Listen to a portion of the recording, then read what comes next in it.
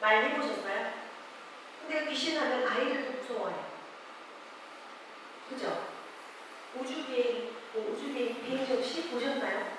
근데 누구나 얘기하면 약간 뭔가 4차원적인 걸 상상하잖아요.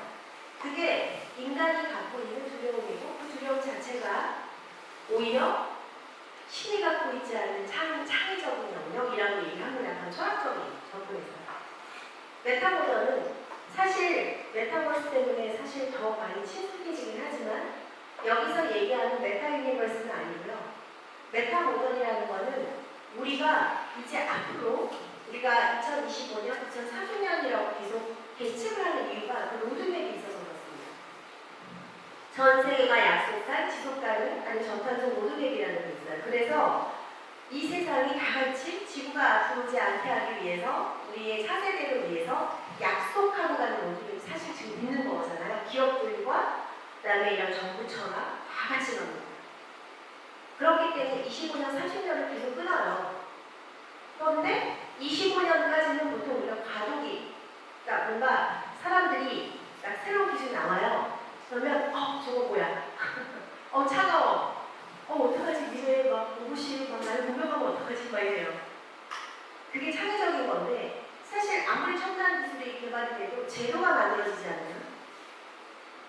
그거는 일상화가 될 수가 없습니다.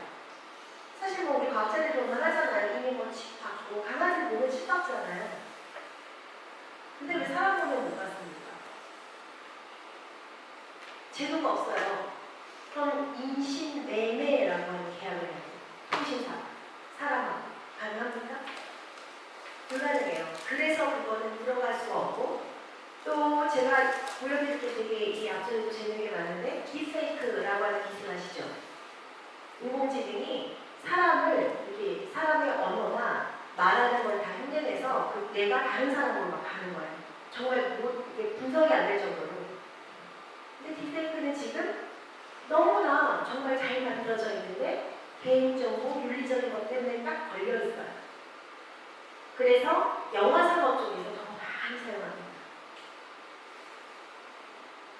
자, 이런 게 바로 메타모던입니다.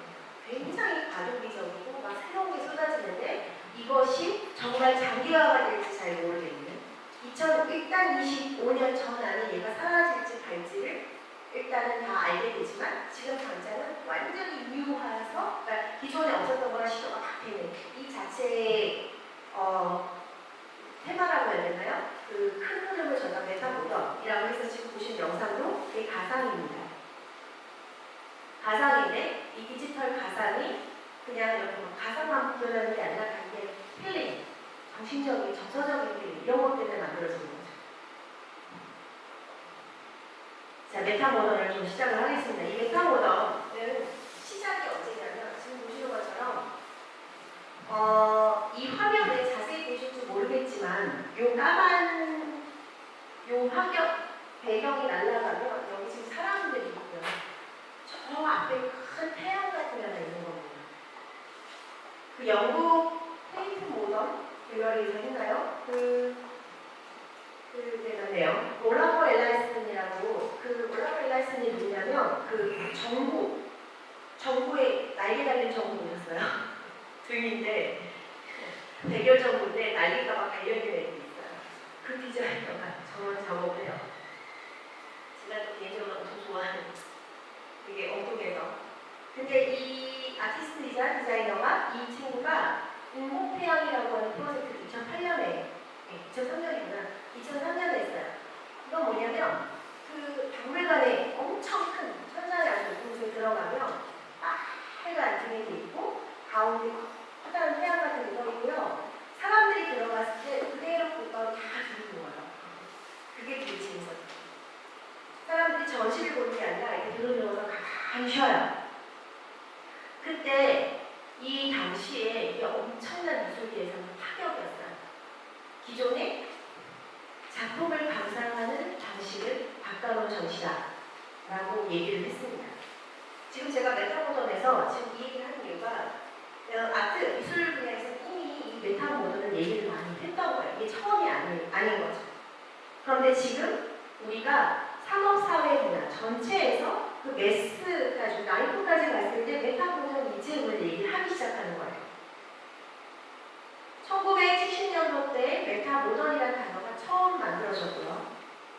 그리고 동시대의 미술계에서는 2003년에 메타모던이라는 거론을 합니다. 그리고 우리의 지금 실생활 안에 우리가 보는 메가트렌드는 이제 오는구나. 이게 이제는 불특정 다수 생활 전면에 뭔가 기술과 함께 꼬불꼬불 들어오는 거죠. 그게 바로 메타모던입니다. 여기서 메타모던의 철학적, 이거는 정말 제가 왜 이 메타모던 얘기를 자꾸 해드리냐면 제가 이제 연구하는 분야가 저는 이제 이렇게 한국에서 제가 이렇게 혼자서 저기 저쪽에 그 미래에 연구하시는 분들, 그 카이스트나 이런 분들이 계시는데 그런 기술공학 쪽에 계시는 분들 이런 분들하고 저는 좀 달라요. 그런데 저랑 비슷한 물고기들이 저 해외에는 좀 많습니다. 그 친구들하고 제가 메일링하고 화상회의하면서 하는 게 있는데 지금 저희 분야, 이런 기업의 먹거리가 발굴하는 이 친구들이 메타모던으로 엄청나게 포커스가 돼 있더라고요. 그래서 그 메타모던 찾아보시면 여기에 대한 얘기가 되게 많아요. 그게 문화, 예술 막 쪽으로 되게 굉장히 접근을 많이 합니다. 그 이유가 뭐냐면 초인지라는 것들이 그렇습니다. 메타코그니션이라고 하는 건데요. 책도 요즘 나와요. 서점 가면 메타코그니션이라는 게 나오는데 메타인지라고 하는 건데요.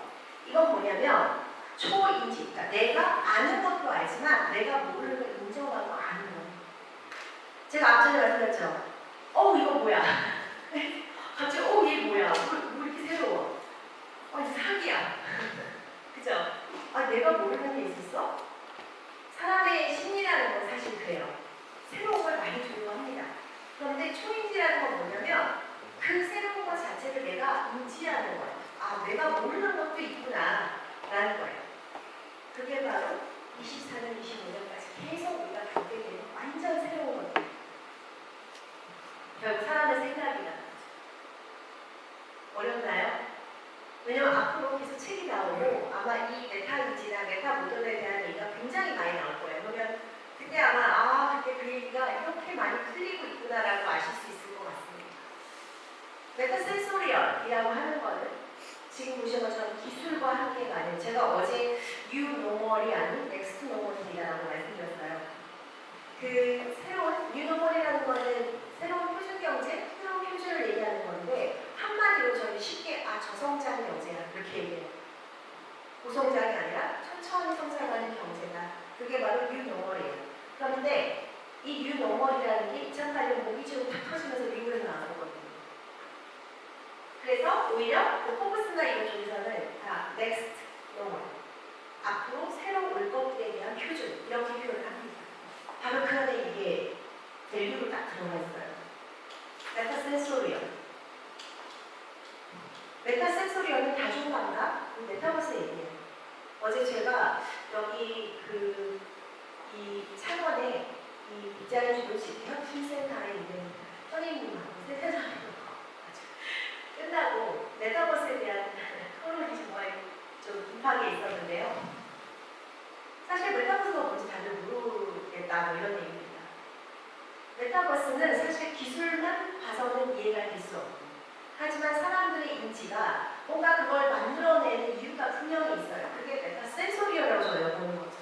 다중감각 그리고 메타인지, 초인지에 의해서 우리가 뭔가 융합되는 감각을 자꾸 증가시키고 싶어요. 불안하니까. 코로나를 겪고 나니까 이거 다 죽을 수도 있구나. 이거 바이러스가 사람을 죽일 수도 있구나. 그리고 이 코로나가 끝나고 나면 다시 돌아갈 줄 알았더니 갑자기 경제 위기? 당연하다라고 봐야 되는 상황이잖아요. 전 세계가 2, 3년 동안 멈췄었는데 당연히 경제라는 게 영향으로 그거는 2, 3년 이상으로 온다라고 되는 거거든요. 그런데 거기에 또 이런 뭔가 기술 발전이나 모든 게 또 같이 붙어있기 때문에 이게 굉장히 혼란스러운 거예요. 그래도 기업이나 산업활동 하시는 분들은 어쨌든 미래 먹거리를 발굴하고 찾아내셔야 되잖아요. 그렇기 때문에 세상이 어떻게 변하는지를 보는 게 굉장히 중요하다고 저는 보는데 지금 보시는 것처럼 메타인지라고 하는 거는 자신이 알고 있는 것과 모르고 있는 것을 모두 인지하는 굉장히 스마트한 인지적 향상이라고 얘기합니다. 그게 메타버스라고 얘기를 하는데 우리는 메타버스는 너무 기술적으로 생각해요.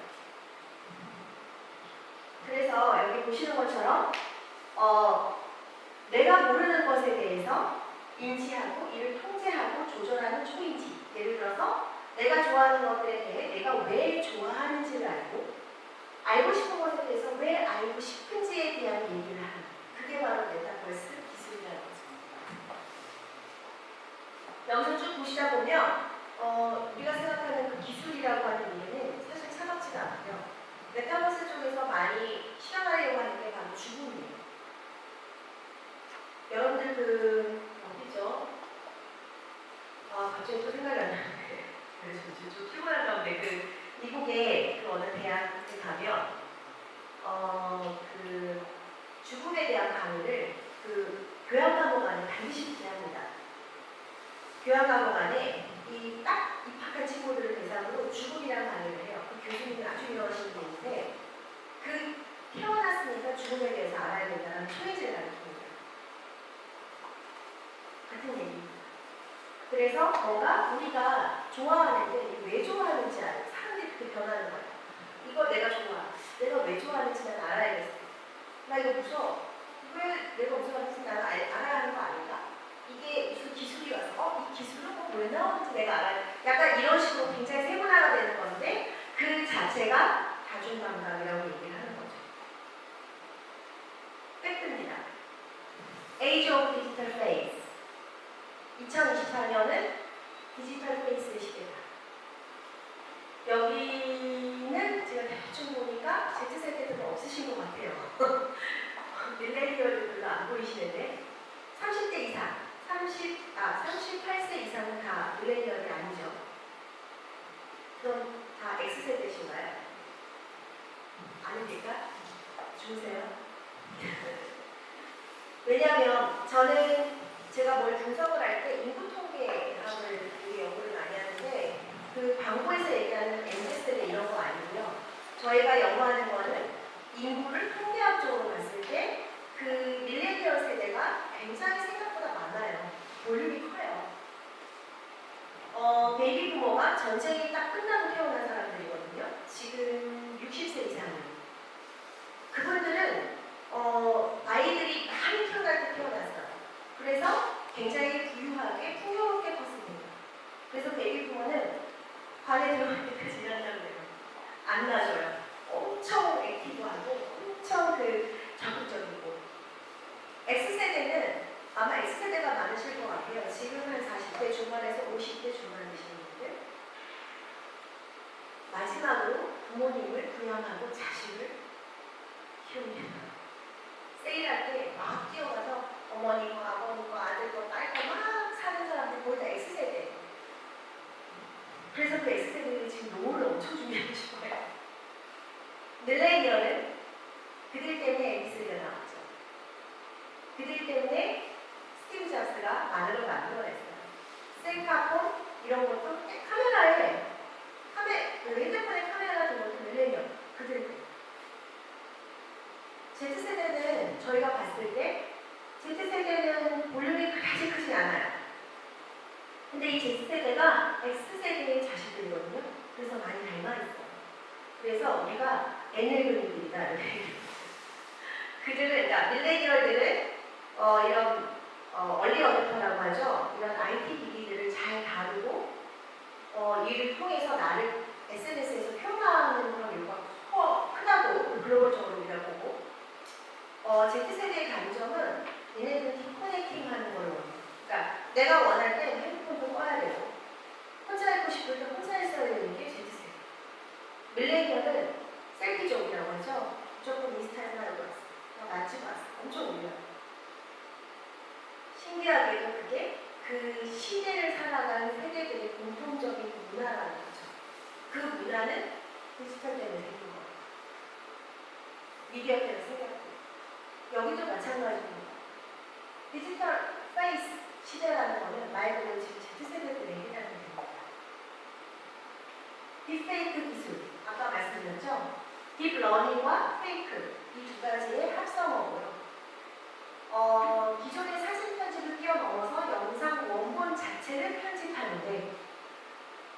지금 여기 없구나. 여기 보시면 돼요. 이 아이가 이 여자가 된 거예요. 데이터가 안 돼요. 자, 저런 아이가 앱을 통해서 아니면 이 딥페이크 기술을 통해서 새로운 사람의 모습을 변해요. 그리고 최근에는 뒤에서 설명드리겠지만 메이크업 브랜드가 나와 출시를 했는데 이렇게 바르는 메이크업이 아니라 이렇게 딱 찍었을 때 메이크업을 해주는 그런 앱 버전의 메이크업 브랜드가 나와서 그 자체로 굉장히 소통이 많아요. 10대들을 위한 인스타그램 맞춤 액세스 방식. 최근에 인스타그램 갖고 계시는 분 중에 갑자기 6세 이상이십니까? 하고 메시지 받으신 분 있으세요? 없어요? 저 받았어요. 인스타그램. 저는 심지어 삭제됐어요. 그래서 제가 빨리 대답하래가지고. 그 주민등록증 그 앞에 사진까지 찍어 보내라고. 너무 싫더라고요. 이 10대들을 위한 인스타그램이 최근에 뭐라냐면 나이를 측정하는 인공지능 기업 묘티라고 같이 일을 해서 인스타그램이 이제 인스타그램은 좋은데 너무 연령을 모르겠으니까 이런 걸 통해서 뭐 앱데이트도 들리고 막 이러니까 이제 뭔가 개인정보를 보호하기 위해서 이런 묘티라는 인공지능 이런 이제 기업과 같이 협업을 하기 시작해요. 그래서 이 인스타그램들도 이제는 10대들의 페이스북 데이트에 접근하는 것을 방지한다. 이런 정책을 세워요. 그런데 반면에 저런 딥페이크 같은 기술이 너무너무 지금 잘 만들어지고 있어서 이것도 하나의 사회적인 문제이긴 하지만 어떻게 보면 메타모더 안에서는 이건 완전히 유효한 거고 이 자체도 그 세대들한테는 굉장히 또 다른 문화가 되고 있는 거죠. 인스타그램, 페이스 시대에 자신을 보는 방식을 바꾸고 있다. 예를 보여드릴게요. 메타센소리 어토홈이라는 게 있는데요. 구찌 아시죠? 구찌에서 구찌 플로라라고 하는 저 퍼퓸을 런칭을 했는데 쟤는 피지컬하게 없어요. 버추얼에만 있어요. 그런데 그 퍼퓸이 이렇게 표현합니다. 플로럴 향, 무슨 향, 뭐 기분이 좋아요, 보랏빛입니다, 아우라가 있어요, 뭐 이런 식으로. 그 자기가 갖고 있는 아바타나 메타버스 안에서 구입해서 사용할 수 있는 굉장히 이슈가 컸던 여기 보시면 가상향수는 냄새를 맡을 수는 없지만 그 자체로 말로 표현을 하는데 예민함, 순수한 물과 같은 특정 단어를 통해서 바로 그 멀티센소리얼이라고 하는 다중 감각의 어필을 하죠. 그래서 솔직히 지금 메타버스는 그 안에서 NFT가 중요한 게 아니라 브랜드들이 마케팅을 엄청 하려고 많이 해요. 어떻게 하냐면 테스트베드처럼 이 안에서 메타버스에서 브랜드들이 제품을 런칭하고요. 관심 많으면 딱 피지컬하게 만들어요. 광고가 필요 없습니다. 요즘. 그 밖에도 백허이라고 하는 요 주황색 머리 여인인데 지금 얼굴 앞에 뭐 반짝이가 가면이 씌워져 있죠. 실제로 사진을 찍으면 저 얼굴은 작은데 그 외에는 다 백업이라고 하는 그 애플리케이션을 만들어줘요. 셀럽 메이크업 아티스트 조 베이커라는 사람하고 레코닝 아티스트 그레이스 바우스타드라는 사람이 콜라보를 해요. 그래서 NFT도 분명히 이제 뭐 여기서 하지만 이제 사진을 찍으면 내 얼굴 저렇게 변해요. 그 자체로 다들 소통을 하는 거죠. 그 메타버스 안에서. 그리고 반면에 지금 여기 보시는 여기 안 들어갔네요. 그 멀킹이라고 하는 그 브랜드가 되게 유명한 가방이에요. 그 여자분들이 좋아하는. 근데 이 가방을, 털 달린 가방을 이제 아티스트가 이렇게 가상, 메타버스 안에서 가상으로 자기가 만들었어요. 그래서 이게 엄청 팔리고 NFT까지 생긴 거예요. 그래서 그 LMS가, 그 멀킹이라고 가방 만든 LMS가 소송을 하고 있죠. 굉장히 양면성이 많습니다. 이게 앞전에 말씀드린 것처럼 메타버스는 너무 유효해서 양면성을 계속 갖고 있습니다.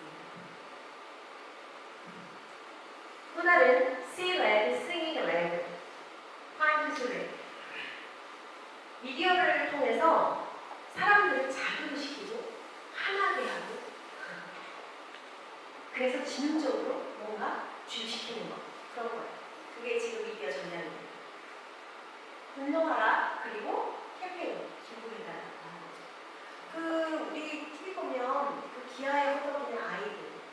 막 그 보면은 막 슬픈 것보다 막 너무 기분이 막 화도 나고 그러잖아요. 그래서 전화해 기부하자.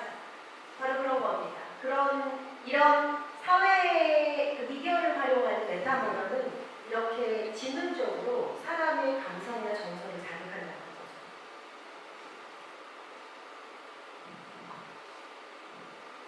디지털 웰빙을 소개를 해드리겠습니다. 이 디지털 웰빙은 바로 메타버전 안에서 지금 이슈가 가장 큰 건데요. 스크린 타임이라는 건 아시죠? 이렇게 컴퓨터를 보거나 핸드폰을 보는 시간이에요. 그 시간이 24시간 중에 18시간이라고 합니다. 통계가. 그래서 이런 SNS에서 나를 노출하는 횟수가 점점점 감소가 되면 사람들이 불안해 이렇게 많이 감소가 된다는 거예요. 그래서 요즘은 디지털이 오히려 사람들의 정서를 생각해서 앞전에 제가 보여드렸던 것처럼 그 라이팅도 변화를 시키고 그리고 빛과 소리와 음영을 통해서 뇌를 자극하고 정서를 평안하게 해주는 그런 역할을 하기 시작합니다. 사례를 쭉 보여드리면요. 메타타운 세계 최초 NFT 경매에 들어간 메타하우스 저기 보이시죠? 자동차까지 있는 집. 네, 그 집이 경매에 들어갔습니다. 아티스트들이 만드는 건데요. 이런 걸 사요. 제가 어제 안 오신 분들은 설명 좀 드리면 메타부동산이라는 것도 있고 지구에 있는 땅을 K처럼 다 잘라서 팔아요. 그 안에서. 그런데 미국 사람들이 가장 소유자가 많고요. 그 다음 2위가 한국 사람. 그 메타 안에서도 항상 부동산에 대해 열심히 왔습니다.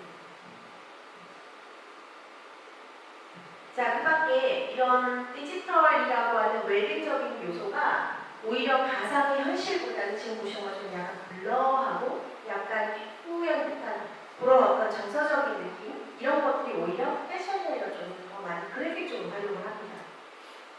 지금 보시는 것처럼 시각 디자이너 시스케 오스터폴드라는 사람이 음악과 패션 브랜드들하고 콜라보를 해서 오히려 그래픽을 만드는데 지금 보시는 것처럼 디지털 블러 효과라고 해요. 최근에는 이렇게 약간 블러하다고 크리프하다고 하는데 이 자체가 그 파인아트 쪽에서 굉장히 좀 좋았고 디지털 추상 이런 얘기를 합니다. 그 밖에도 서리얼 디지털 초현실적인 디지털 그러니까 지금 보시는 거는 다 이 디지털 차가운 게 아니라 뭔가 정서적인 거에 많이 어필을 하고 있다. 그 자체가 23년, 24년까지 보는 시점이고요.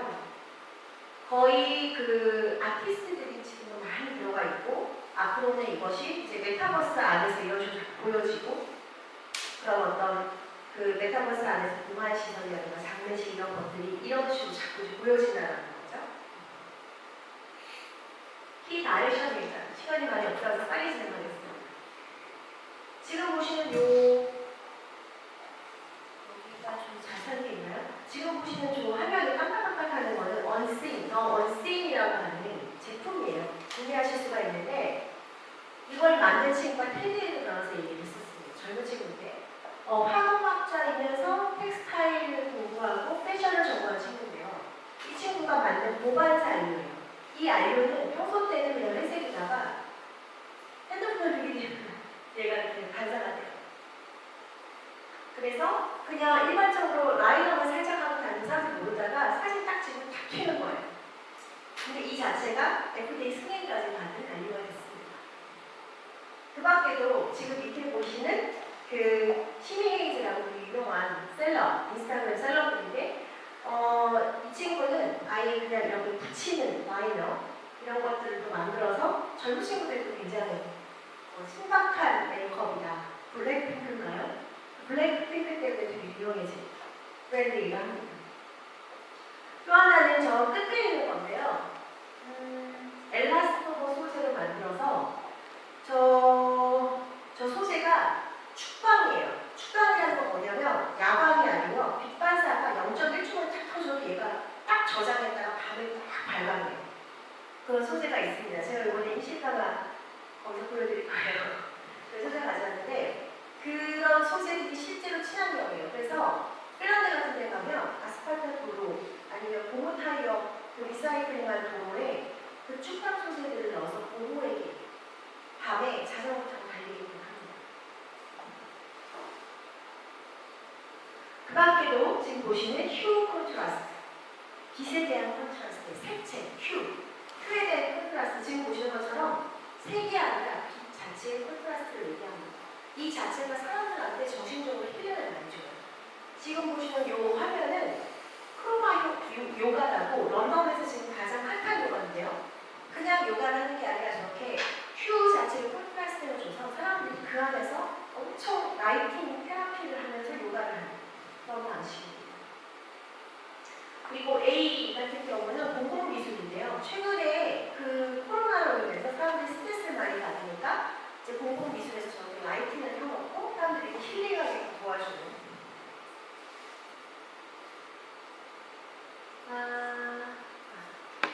그리고 여기는 지금 보시는 건 언리얼 푸드라고 하는 곳인데요. 저기 영상을 보시면 덴마크 코펜하겐에 있는 그 레스토랑이에요. 알키미스트라고 하는 레스토랑인데 저 안에 가면 이런 디저트들이 나와요.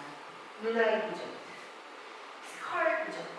실제로 정말 똑같이 나오는데 이게 다 설탕이나 음식으로 만들어진 라고 합니다.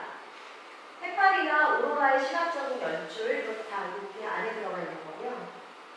지금 저 끝에 있는 거는 버터예요. 버터인데 식용 색소가 아니라 버터가 갖고 있는 또 다른 성분을 넣어서 저 버터의 색깔이 저렇게 나기 때문에 이제 먹을 때, 식사를 할 때 기분을 주게끔 합니다.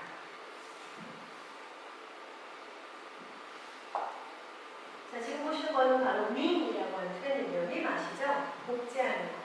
내가 뭔가 이렇게 단어 같은 게 트렌드가 되면 구글에서 내가 막 그걸 따라서 하면서 막 전파되는 거예요. 그래서 이 밈을 통해서 성장하는 아이들, Z세대가 이렇게 얘기를 하는데 저 지금 화면에 보시는 것이 뭐냐면 디엔드라고 하는 마신 차 광고예요. 세상의 종말이 와도 당신은 이 차를 마실 것입니다. 뭐 이런 광고 멘트고요. 저 끝에 있는 지금 어린아이가 들고 있는 저 캔은 그냥 생수예요. 생수인데 마치 아이들이 술을 먹고 광란의 파티를 즐기는 것처럼 광고를 해서 그 물을, 미네랄 워터를 파는 이런 브랜드들이 얼마나 환경을 오염시키고 있는지 알루미늄을 사용하는 그런 브랜드들이 자극을 주는 그런 마케팅의 일환이라고 볼 수가 있겠습니다. 자, 그리고 지금 보시는 것은 메타코그니션이라고 하는 건데요.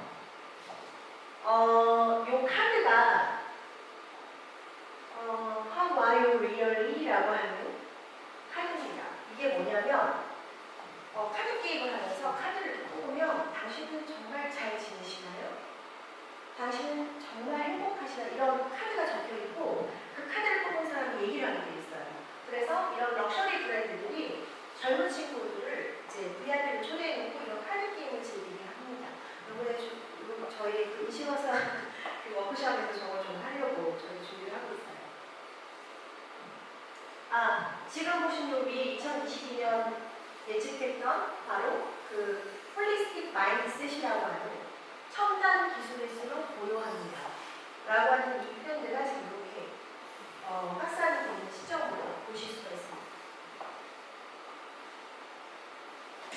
그리고 지금 보시는 건 바로 이 잉크, 앞전에 보셨던 대만 기업 이 잉크, 전자잉크 기업이 만드는 제품인데요.